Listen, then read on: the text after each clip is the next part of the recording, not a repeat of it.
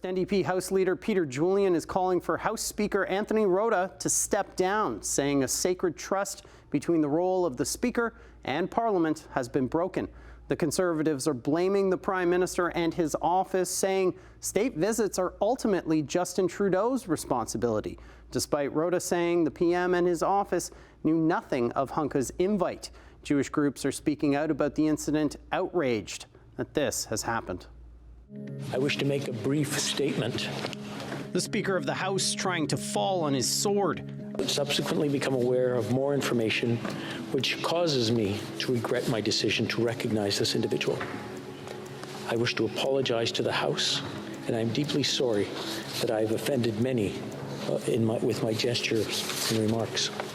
Apologizing for inviting and honoring a Ukrainian member of a Nazi unit accused of war crimes to Friday's special joint session of Parliament to hear from Ukrainian President Volodymyr Zelenskyy. He's a Ukrainian hero, a Canadian hero, and we thank him for all his service. Thank you. The PM and the rest of Parliament applauding and giving Yaroslav Hunka multiple ovations.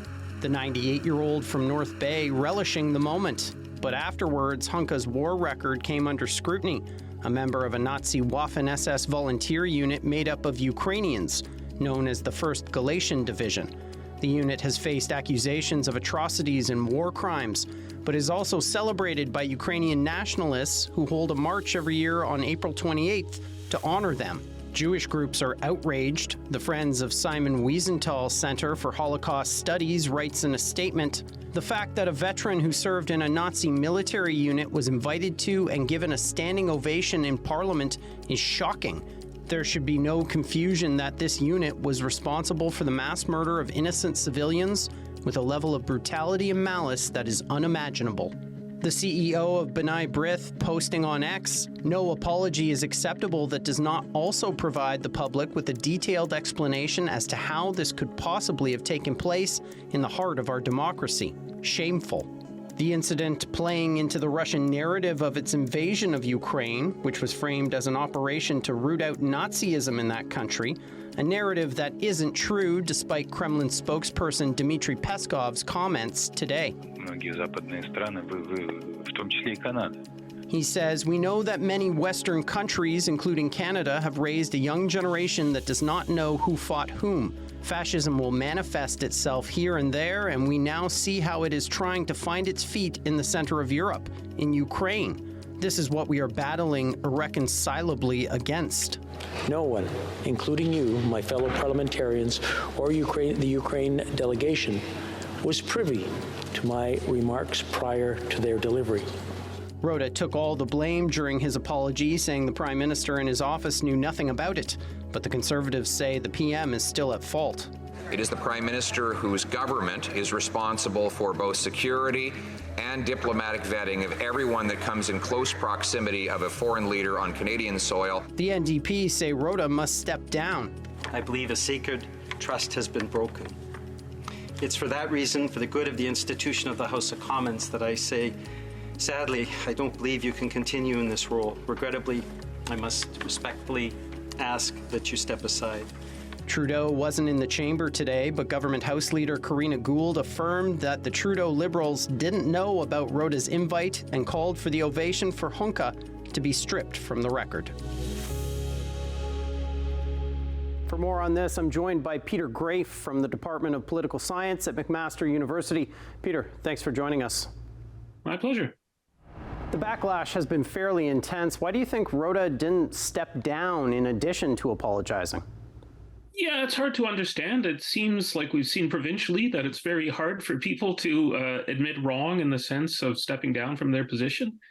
Certainly, it's exciting to be a Speaker of the House of Commons. You get to run the parliamentary precinct, you get a big salary bump, you get an official residence, a car and driver. So there's a lot of kind of selfish reasons why it's a lot more interesting to stay the Speaker than to go back to being just an ordinary backbencher.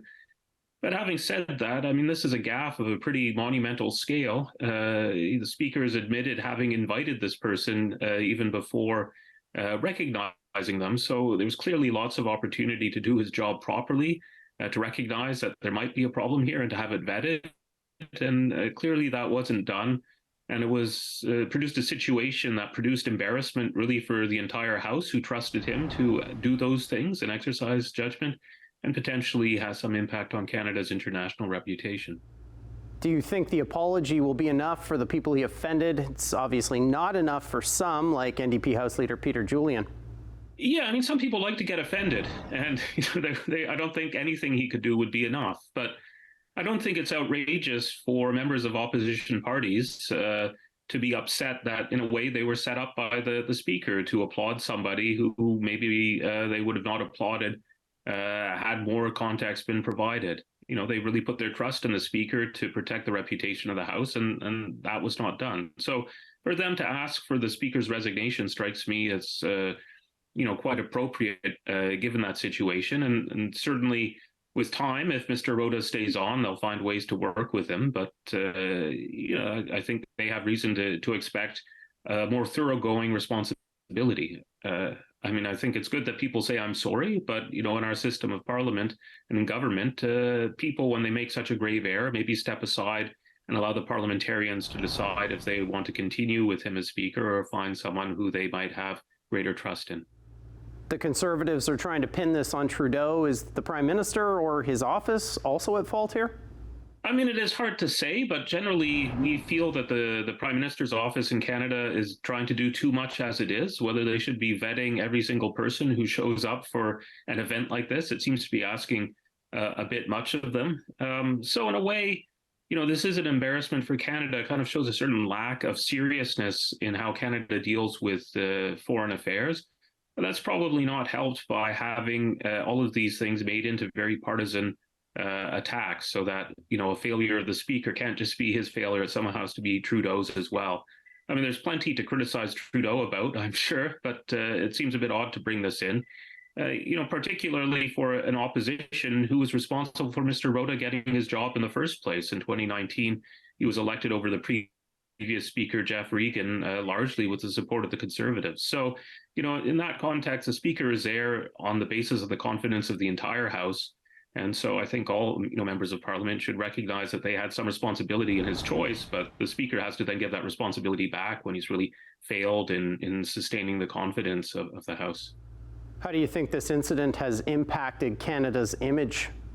But, the deeper issue of Canada probably with this case, but we also saw, last week in our relationships with India and so on, there seems to be a lack of seriousness in terms of pulling our socks up in terms of foreign affairs, and an inability of our parties to really treat these seriously as well, to understand when the partisan attack has to step back, or how to phrase those partisan attacks in a manner that's more productive of better foreign policy rather than kind of gotcha positions. That's Peter Graefe from the Department of Political Science at McMaster University. Thanks for joining us. My pleasure.